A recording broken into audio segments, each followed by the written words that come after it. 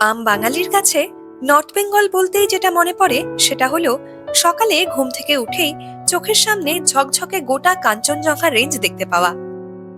মনের মতো সুন্দর একটা জায়গায় উষ্ণ পাহাড়ি অভ্যর্থনায় দিনের শুরু। বেলা বাড়তে বাড়তে কাছেই পাইন বনের পথে একটু হেঁটে আসা, আর বাকি দিনটা পরিবার বা বন্ধুদের সঙ্গে আড্ডা দিয়ে আর পাকদণ্ডী রাস্তায় ঘুরে ঘুরে কাটিয়ে দেওয়া। কালিম্পংয়ে আমাদের বেড়ানোর দুটো দিনও কেটে গিয়েছিল এভাবেই। Good morning from Kafergaon. আজকে আমাদের প্রথম সকাল কাফেরগাঁওতে। আর সকালবেলা আমি একবার একটু বাইরে বেরিয়েছিলাম সানরাইজের টাইমটাতে, কিন্তু তখন হালকা মেঘলা ছিল বলে ভালো করে দেখা যাচ্ছিল না। কিন্তু এখন কাঞ্চনদাকে খুব সুন্দর করে দেখা যাচ্ছে, কারণ রোদ উঠে গেছে আর অনেকটা পরিষ্কার হয়ে গেছে আকাশ। তো দেখুন আপনারাও, সকাল সকাল কাঞ্চনজঙ্ঘা দেখা যাচ্ছে কি সুন্দর। হোমস্টের একদম বারান্দার সামনেই যে লনটা রয়েছে সেখান থেকে একটু দূরে যদি তাকানো যায় তাহলেই পাহাড়ের মাথার উপর দিয়ে সুন্দর দেখা যাচ্ছে কাঞ্চনজঙ্ঘা রেঞ্জটা। সত্যি সকাল সকাল এমন দৃশ্য দেখলে মন যে খুশিতে ভরে উঠতে বাধ্য, সেটা আর আলাদা করে বলে দিতে হয় না। মুগ্ধতার রেশ একটু থিতিয়ে এলে আমি আর সৌভিক পা বাড়ালাম হোমস্টের পাশেই পাইন বনটার দিকে। গাছপালার ফাঁক দিয়ে আসা রোদের সোনালি আলো যেন তখন মোহময়ী করে তুলেছে গোটা জঙ্গলটাকেও। হাঁটতে হাঁটতেই চোখে পড়ল বিশাল সাইজের ধুতুরা ফুলের এই গাছটা। এদিকের পাহাড়ি এলাকায় অনেক সময়ই এরকম বড় বড় সাদা, হলদে বা হালকা গোলাপি রঙের ধুতুরা ফুল চোখে পড়ে। ততক্ষণে আমাদের চা পিপাসা পেয়ে গেছে, তাই ছোট্ট পুলটা পেরিয়ে দুজনে চলে এলাম হোমস্টের লনে। Good morning.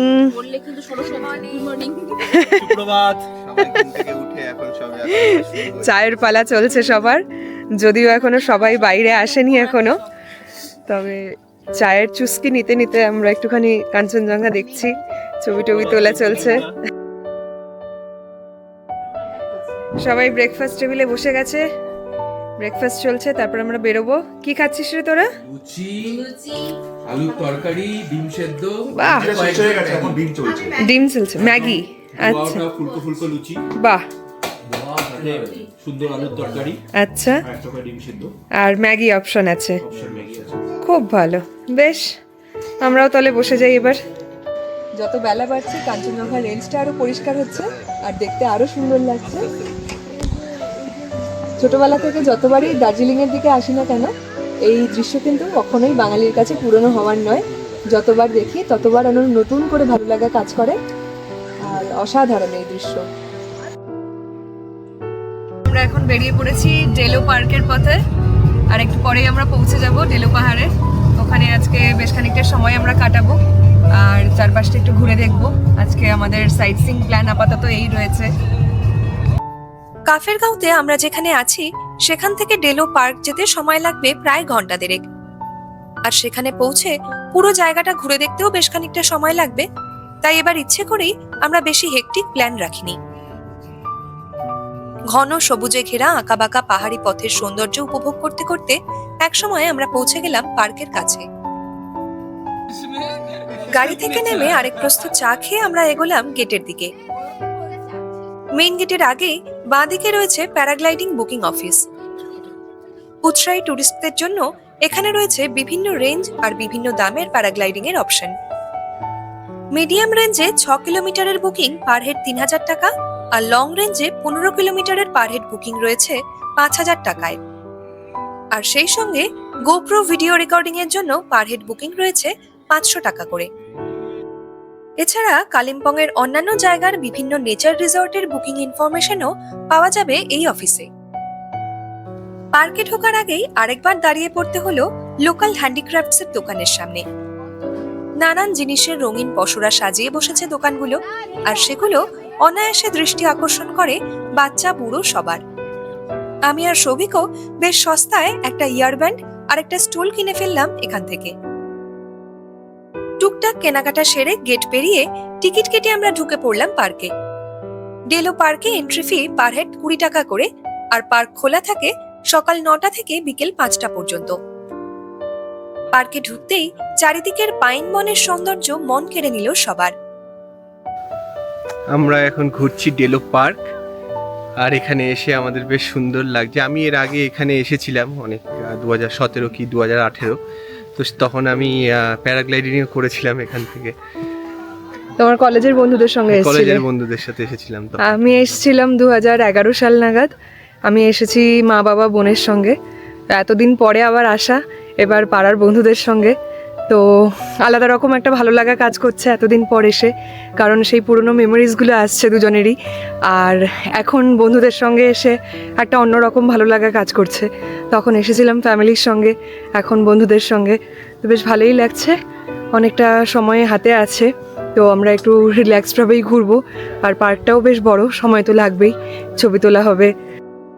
ব্রিটিশ আমলে প্রায় 8 একর জায়গা জুড়ে তৈরি বিশাল এই পার্কটি সময়ের সঙ্গে সঙ্গে কালিম্পংয়ের এক অন্যতম পর্যটন কেন্দ্রে পরিণত হয়েছে।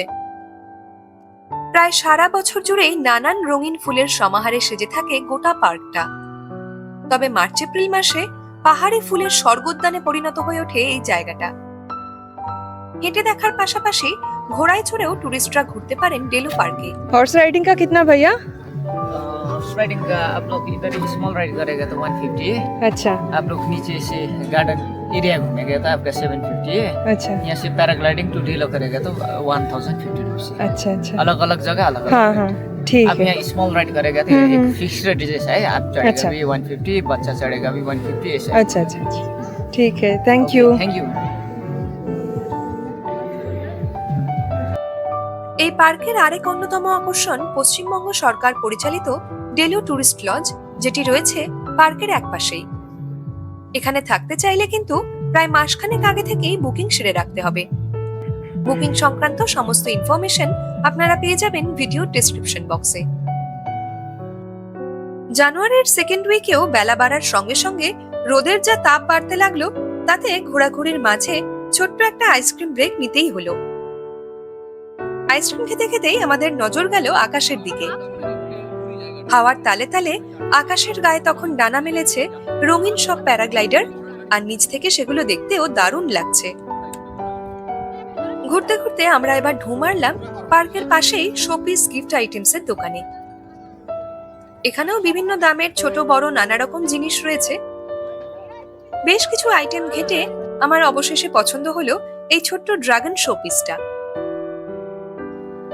ডেলো পার্কের একপাশে বাঁদিকের সরু একটা রাস্তা ধরে কিছুটা নেমে গেলে পাইন বনের মধ্যে রয়েছে একটি ছোট্ট ক্যাম্পিং সাইট। যদিও এটি অফিসিয়ালি ডেলো পার্কের অংশ নয়, তবে এখানে থাকতে চাইলে যোগাযোগ করা যেতে পারে ক্যাম্পিং অথরিটির সঙ্গে। সাধারণত সাইজ বা টাইপের উপর পার ডে 500 থেকে 2500 টাকায় ভাড়া দেওয়া হয় এক একটা টেন্ট। পার্কের আশেপাশে ঘুরে আমরা এবার চলে এলাম মেইন ভিউ পয়েন্টে, যেখান থেকে সহজেই দেখা যায় দূর আকাশের বুকে মাথা উঁচু করে দাঁড়িয়ে থাকা কাঞ্চনজঙ্ঘার চূড়া। নিচে পাহাড়ের কোল ঘেঁষে বহুদূর বিস্তৃত তিস্তা নদীর এক একটা বাঁক আর সবুজ তিস্তা ভ্যালি। আর এমন সুন্দর একটা লোকেশন মেমোরেবল করে রাখতে হলে দু চোখ ভরে দেখার পাশাপাশি ছবি তো তুলে রাখতেই হবে। অতএব শুরু হয়ে গেল আমাদের ছবি তোলার পালা। আজ দিনটাও খুব পরিষ্কার, আর এমন ঝকঝকে রোদের জন্য ছবিগুলো দারুণ উঠছে। সবার ডিপি, কাপল ফটো, গ্রুপ ফটো তুলতে তুলতে এতক্ষণ আর কারোরই মনে নেই ঘড়ির দিকে তাকানোর কথা। কিন্তু এবার পেট জানান দিতে শুরু করেছে যে ভালোই খিদে পেয়ে গেছে। যদিও আমাদের হোমস্টেতে ফিরেই লাঞ্চ করার কথা ছিল, কিন্তু পৌঁছতে বিকেল হয়ে যাবে দেখে ঠিক হলো কাছেই কোথাও একটা খেয়ে নেওয়া হবে। সেই মতো হোমস্টেতে ইনফর্ম করে দিয়ে আমরা বেরিয়ে এলাম পার্ক থেকে। তবে আমরা প্ল্যান করি একরকম আর হয় আরেক রকম। পার্ক থেকে বেরোতেই ফুচকার দোকান দেখে আবার দাঁড়িয়ে পড়লো দলের সবাই। ভর দুপুরে যতই লাঞ্চ টাইম হোক না কেন, ফুচকা দেখলে কি আর নিজেদের সামনে রাখা যায়? অতএব ছোট্ট করে একটা ফুচকা সেশন হয়েই গেল। ফুচকা খেয়ে ফাইনালি একটা দোকানে খোঁজ নিয়ে বসে পড়লাম সবাই। ডাল, ভাত, আলু ভাজা, একটা তরকারি আর চিকেন কারি দিয়ে দিব্যি লাঞ্চ সারা হয়ে গেল। বেলা যত পড়ে আসছে ঠান্ডা হাওয়া বাড়ছে, এখন বেশ কনকনে ঠান্ডা লাগছে। একটা ব্যান্ডানা তো কিনেই নিয়েছে সৌভিক, সেটা পরে বেশ আরামেই আছে সে এখন। আমরা বেরিয়ে পড়েছি ডেলো থেকে, ওখানে লাঞ্চ সেরে নিলাম আর এখন রাস্তায় একটা ছোট্ট মনাস্ট্রি রয়েছে, সেখানে আমাদের দুটো গাড়ি দাঁড় করানো হলো। এখন আমরা মনাস্ট্রিটাতে যাব। ডেলো থেকে কাফেরগাঁও যাওয়ার পথে রাস্তার উপরেই রয়েছে এই ডালাপচান বুদ্ধিস্ট মনাস্ট্রি। রাস্তার উপর থেকেই মনাস্ট্রির সামনের বাগানে বিশাল বুদ্ধ মূর্তিটি চোখে পড়ে। পায়ে পায়ে আমরা এগোলাম সেদিকে। যে কোনো বুদ্ধিস্ট মনাস্ট্রি বা উপাসনা স্থলের মতোই এখানেও চারিদিকে অনেক রঙিন প্রেয়ার ফ্ল্যাগ রাখা আছে। বৌদ্ধ ধর্মাবলম্বীদের বিশ্বাস, পবিত্র মন্ত্রলেখা এই প্রেয়ার ফ্ল্যাগের গায়ের ওপর দিয়ে বয়ে যাওয়া বাতাস যতদূর যাবে ততদূরের জনবসতি রক্ষা পাবে যে কোনো অনিষ্টকারী শক্তির হাত থেকে। মনাস্ট্রির সামনের বাগানটার জন্য এই জায়গাটা বুদ্ধ পার্ক নামেও পরিচিত। আমরা যখন এখানে পৌঁছেছি তখন মূল মনাস্ট্রিতে বিকেলের প্রার্থনা চলছে, তাই আমাদের আর ভেতরে যাওয়া হলো না। বাইরে থেকেই চারদিকটা ঘুরে আমরা বেরিয়ে পড়লাম হোমস্টের দিকে। সামনে আবার ঘন্টা দেড়েকের রাস্তা, আর পাহাড়ে সন্ধেও নেমে যায় ঝপ করে। তার উপর গ্রামের পথে রাস্তায় কোনো আলো নেই, তাই দিনের আলো থাকতে থাকতেই রওনা হয়ে গেলাম আমরা। ঘরে ফিরে ফ্রেশ হয়ে আবার বসে গেল আমাদের সান্ধ্য আড্ডার আসর। গতকালের মতো আজকেও হোমস্টে রুমে ফিরে ফ্রেশ হওয়ার পর চা কফি খাওয়ার পরে তাস আর উনোর আসর বসে গেছে। জোর কদমে খেলা চলছে দুই গ্রুপে। ছেলেরা আলাদা বসে গেছে তাস নিয়ে, আমরা আলাদা বসে গেছি উনো খেলতে। বেড়ানো, আড্ডা, খেলা আর এন্তার আনন্দের মধ্যে দিয়ে কেটে গেল আমাদের প্রথম দিনটা। Good morning from Kafergaon.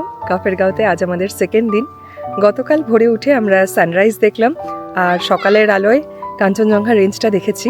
তবে আজ কিন্তু আরও সুন্দর ঝকঝকে রোদ উঠেছে, যার জন্য কাঞ্চনজঙ্ঘা রেঞ্জ গতকালের থেকেও আজ আরও সুন্দর ঝকঝকে লাগছে, একদম পরিষ্কারভাবে দেখা যাচ্ছে।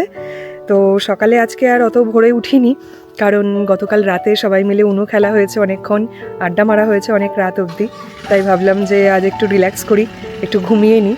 তবে সকালে উঠে যখন এই হোমস্টের লনে এলাম, কাঞ্চনজঙ্ঘা রেঞ্জ দেখে কিন্তু আজ দিল খুশ হয়ে গেছে একদম।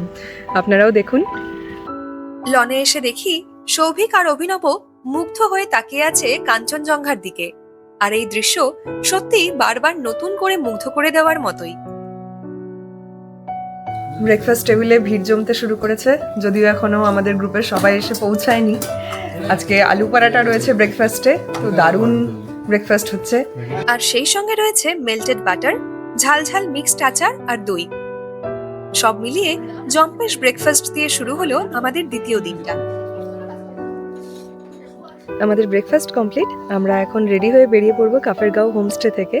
তবে আজ আমার আর সৌভিকের এখানে শেষ দিন, তার কারণ বাড়িতে আসার পর থেকে সবার সঙ্গে দেখা সাক্ষাৎ করার প্ল্যান তো চলছেই, আর যত ফিরে যাওয়ার দিন এগিয়ে আসছে সেই বাকি প্ল্যানগুলো এক্সিকিউট করতেই হবে এখন। সে কারণে আমি আর সৌভিক বেরিয়ে যাব, তবে বন্ধুরা আরেকটা এক্সট্রা দিন থাকবে। তবে এই দুদিন আমরা খুব ভালো মতো কাটালাম এখানে, বন্ধু বান্ধব জমাটি, খাওয়া দাওয়া, খেলাধুলো হলো, আড্ডা। খেলাধুলো, দেন পিছনে আপনারা দেখতে পাচ্ছেন কিনা জানি না কাঞ্চনজঙ্ঘা, সব দেখা মিলিয়ে যাচ্ছে। একটা বেশ সুন্দর সময় কাটালাম আমরা। খুবই সুন্দর সময় কাটলো, ভীষণ রিল্যাক্সড একটা টাইম কাটলো, যেটা আমাদের খুব দরকার ছিল। সাধারণত ঘুরতে এসে একটু বেশি দৌড়াদৌড়ি হয়ে গেলে খুব হেক্টিক হয়ে যায়। আমরা এবার খুব কনসিয়াসলি সেটা করিনি যে একদমই আমরা রিল্যাক্সডভাবে থাকবো, দুটো তিনটে জায়গা দেখবো ব্যাস, তার মধ্যেই। তো এখন আমরা বেরোবো। আর আজকে আমাদের বন্ধু প্রীতম আর জয়িতার অ্যানিভার্সারি, তো আমরা সবাই একসঙ্গে লাঞ্চ করব। এখান থেকে আমরা যাব কালিম্পং মেফেয়ার রিসোর্টে, সেখানে লাঞ্চ করে আমি আর সৌভিক বেরিয়ে পড়বো। ওরা আবার ফিরে আসবে, ওরা আগামীকাল যাবে। তো বেরোনো যাক এখন। আজকের স্পেশাল কাপল এসে গেছে। এনাদের কততম আজকে বিবাহ বার্ষিকী? 3তম জন্মদিন। বিয়ের 3তম জন্মদিন। জন্মদিন। কেমন কাটলো 3টে বছর? অসাধারণ, সেরকম কিছু আমি বুঝতেই পারিনি। কেটেই গেল। আর এই যে কালিম্পং এ এসে এইবারের অ্যানিভার্সারিটা কেমন লাগছে বল? এটা অনেক অন্যরকম, বন্ধুদের সাথে হ্যাঁ, মজা, স্পেশাল। সঙ্গে কাঞ্চনজঙ্ঘা দেখা যাচ্ছে। একদম একদম। ওইদিকে ছবি তোলা চলছে, দেখ মডেল সব, খুব আনন্দ হচ্ছে। সবাই মিলে ভীষণ সুন্দর একটা সময় কাটছে। এই বেরিয়ে যাওয়ার আগে আজকে সাজুগুজু করে আজকে আবার স্পেশাল সব ফটো তোলা হচ্ছে এখন, আর তারপরে আমরা বেরোবো এখান থেকে। সব থেকে মজা করেছে এই পুচকের সদস্য, মনের আনন্দে আছে ও। একটু পরে গাড়ি করে বেরিয়ে পড়লাম সবাই। আজ একটা এক্সট্রা ছোট গাড়ি নেওয়া হয়েছে, কারণ বাকিরা বিকেলে ফিরে এলেও আমরা দুজন চলে যাব এনজেপি স্টেশনে। হোমস্টে থেকেই এই গাড়িটা অ্যারেঞ্জ করা হয়েছে, আর সেজন্য আলাদা করে ভাড়া লেগেছে 4500 টাকা। তবে এটা পুরোটাই নেগোশিয়েবল। বেলা 12:30 নাগাদ আমরা পৌঁছে গেলাম কালিম্পং মেফেয়ার হিমালয়ান স্পা রিসর্টে। বিশাল পোর্টিকো পেরিয়ে রিসর্টের ভেতরে ঢুকতেই আমরা যেন পৌঁছে গেলাম এখানকার প্রকৃতির মতোই সবুজের নানা শেডে সেজে ওঠা দারুণ এস্থেটিক একটা জায়গায়। চারপাশটা যেমন সুন্দর, তেমনি এখানে রয়েছে ভীষণ সিরিন পিসফুল একটা অ্যাম্বিয়েন্স। স্কটিশ এন্টারপ্রেনার ডেভিড ম্যাকডোনাল্ডের হাত ধরে 1905 সাল নাগাদ কালিম্পংয়ে দি হিমালয়ান হোটেল নামে পথ চলা শুরু করে এই হোটেল। স্বাভাবিকভাবেই রিসর্টের reception, bakery, cafe, dining hall, room সব জায়গাতেই আধুনিক সমস্ত সুবিধে আর ইন্টেরিয়ার ডিজাইনের সঙ্গে আজও চোখে পড়ে ব্রিটিশ কলোনিয়াল টাইমের আভিজাত্যপূর্ণ সব ব্যবস্থাপনা। 2017 সালে মেফেয়ার হোটেল চেইনের মালিকানায় চলে আসে পাহাড়ের কোলে গড়ে ওঠা অসাধারণ সুন্দর এই প্রপার্টিটা। রেনোভেশনের পর 2018 সাল থেকে মেফেয়ার হিমালয়ান স্পা রিসর্ট নামে হোটেলটি খুলে দেওয়া হয় গেস্টদের জন্য। আমরা যখন এখানে পৌঁছলাম তখন একপাশের লনে একটি বিয়ের অনুষ্ঠান চলছে। সেই গান বাজনা শুনতে শুনতে আমরা ঘুরে দেখতে লাগলাম চারপাশটা।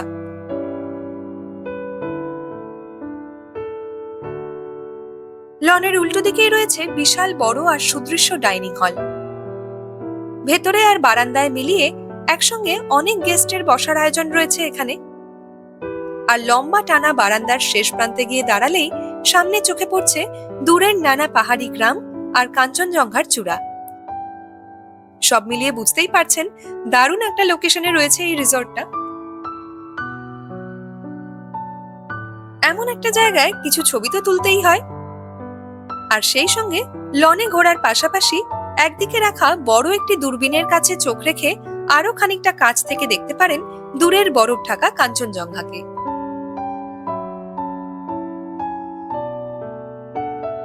এই রিসর্টে ব্রেকফাস্ট, লাঞ্চ আর ডিনারের জন্য অন্যতম আকর্ষণ টিফানি নামে এই রেস্টুরেন্টটা। যে কোনো 5 স্টার হোটেলের মাল্টি কুইজিন রেস্টুরেন্টের মতোই এখানেও নর্থ ইন্ডিয়ান, সাউথ ইন্ডিয়ান আর কন্টিনেন্টাল মেনুর অপশনস অ্যাভেলেবেল রয়েছে।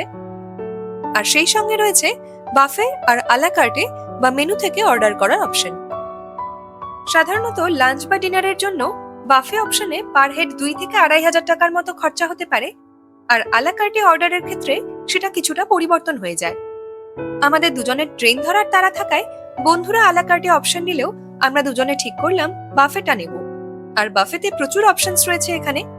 বেশ কিছু স্যালাড, স্টার্টার আইটেমস ট্রাই করার পর মেইন কোর্সে মন দিলাম আমরা। আর সবশেষে চলে এলো আমাদের পছন্দসই ডেজার্ট প্ল্যাটার। খাবার তো সবই বেশ ভালোই ছিল, কিন্তু আমাদের মন জিতে নিল অসাধারণ সুস্বাদু দই বড়া, কাশ্মীরি পোলাও আর মুগ ডালের হালুয়া। আমার আর সৌভিকের লাঞ্চ শেষের দিকে এগোতে এগোতে বাকি বন্ধুদের জন্য চলে এলো বিভিন্ন কন্টিনেন্টাল, নর্থ ইন্ডিয়ান আর মুগলাই আইটেমস। শেষ পাতে আইসক্রিম খেয়ে বেরিয়ে পড়লাম আমরা দুজনে। লাঞ্চ সেরে মেফেয়ার থেকে আমরা বেরিয়ে গেলাম। বন্ধুরা এখনো খাওয়া দাওয়া করছে।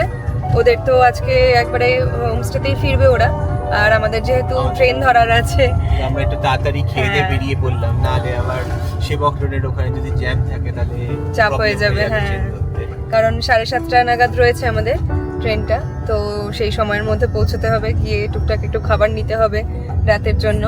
তো সেজন্য বেরিয়ে পড়লাম। মেফেয়ারে আমাদের এক্সপিরিয়েন্স খুবই ভালো ছিল, ভীষণ সুন্দর হেরিটেজ প্রপার্টি একটা, ব্রিটিশ আমলের। আর যেমন সুন্দর করে সাজানো তেমনি ভালো খাবার দাবার, খুব ভালো ছিল সবকিছু মিলিয়ে। তো খুবই ভালো লাগলো আমাদের। আর এখন আমরা বেরিয়ে পড়ছি এনজেপির উদ্দেশ্যে। এখানে আসার দিন এই পাকদণ্ডী রাস্তায় এগোতে এগোতে মন যেমন খুশিতে ভরে উঠছিল, আজ ফেরার পথে তেমনি একটু একটু খারাপ লাগছে বইকি। উতরাইয়ের পথে যত সমতলের দিকে এগোচ্ছি ততই মনে পড়ছে বন্ধুরা মিলে প্রথম দিনের সেই আনন্দ উত্তেজনার কথা। দেখতে দেখতে একটু পরেই একদম কাছাকাছি চলে এলো তিস্তা নদীর এক একটা বাঁক। আর আপন মনে নদীর এই অবিরাম বয়ে চলা দেখতে দেখতে আরো যেন উদাস হয়ে গেল মনটা। তবে প্রতিবার পাহাড় থেকে বাড়ি ফেরার মানেই আবার নতুন করে পাহাড়ে আসার প্ল্যান করার শুরু, এটাই পাহাড় প্রেমীদের মনের সান্ত্বনা।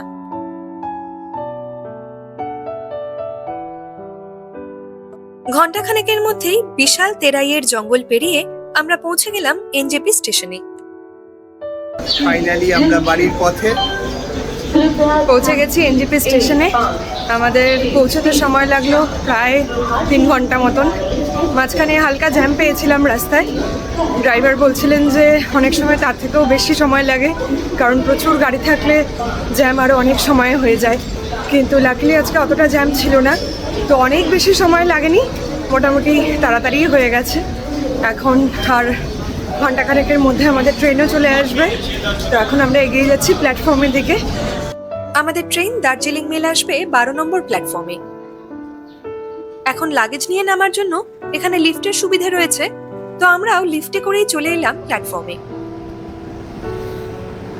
সন্ধ্যে 7:20 চলে এলো আমাদের ট্রেন, আর কামরায় উঠতেই একটা ছোট্ট চমক অপেক্ষা করেছিল আমাদের জন্য।